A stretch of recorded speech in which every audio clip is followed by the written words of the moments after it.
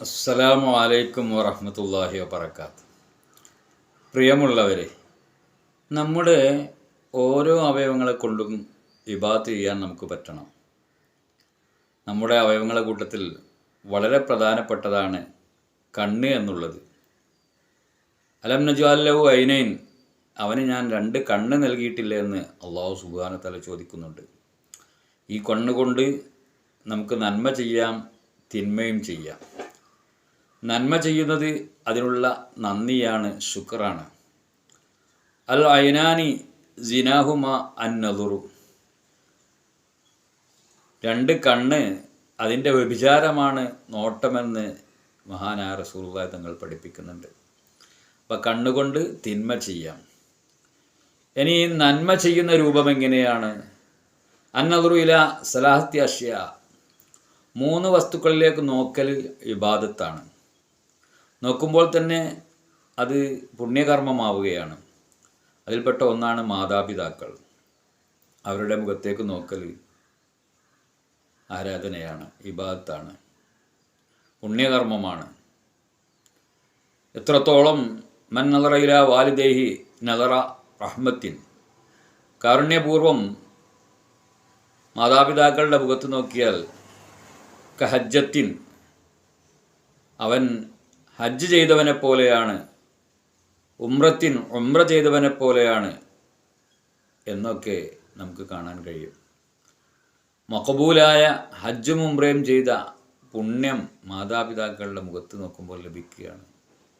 പക്ഷെ അവർ മരിക്കുന്നതോടുകൂടെ ആ അവസരം നമുക്ക് നഷ്ടപ്പെടുകയാണ്.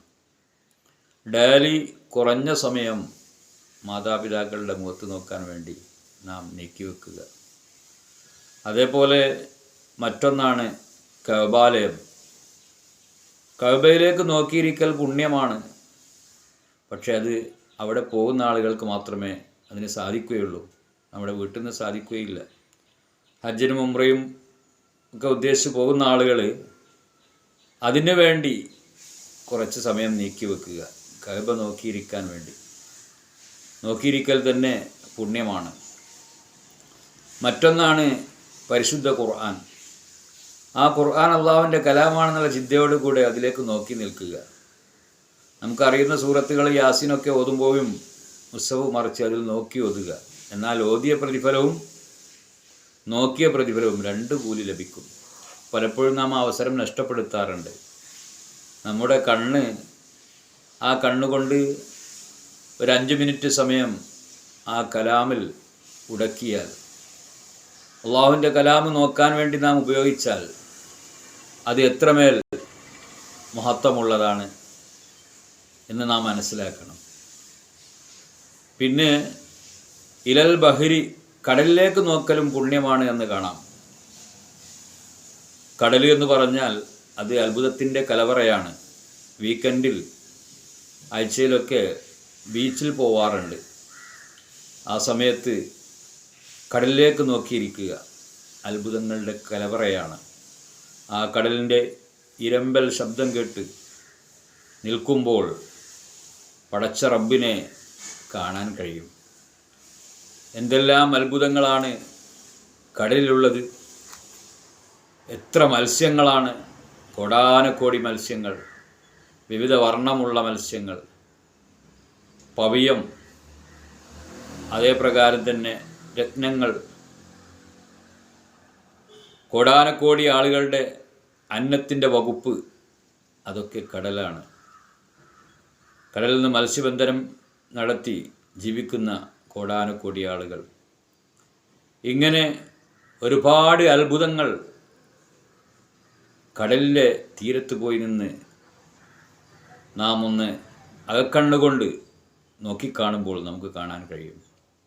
പടച്ച റബ്ബിനെ കണ്ടെത്താൻ കഴിയും. അതുകൊണ്ട് തന്നെ കടലിലേക്ക് നോക്കുന്നത് പുണ്യകർമ്മമാണ്.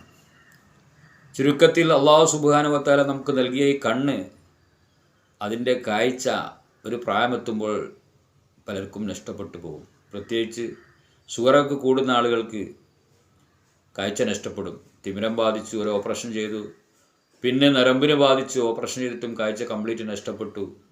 അതോടുകൂടി ഈ കണ്ണുകൊണ്ടുള്ള ഇബാദത്ത് നമുക്ക് നഷ്ടപ്പെടുകയാണ്. പിന്നെ ഖുർആനിൽ നോക്കാൻ കഴിയുന്നില്ല, മാതാപിതാക്കളിലേക്ക് നോക്കാൻ കഴിയുന്നില്ല, കഅബയിലേക്ക് നോക്കാൻ കഴിയുന്നില്ല, കടലിലേക്ക് നോക്കാൻ കഴിയുന്നില്ല.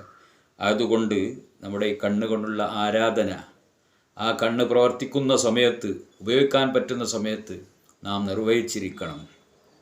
കണ്ണിൽ നിന്നും ഒരു തുള്ളി കണ്ണുനീർ കിട്ടിയാൽ അവന് സ്വർഗം ഷുവറാണ് എന്നാണ്. കരയാൻ നമ്മുടെ കണ്ണ് ഉപയോഗപ്പെടുത്താം. അള്ളാഹു അനുഗ്രഹിക്കുമാറാവട്ടെ. ആമീൻ. റഹ്മത്തിക യാ അർഹമർ റഹീമീൻ.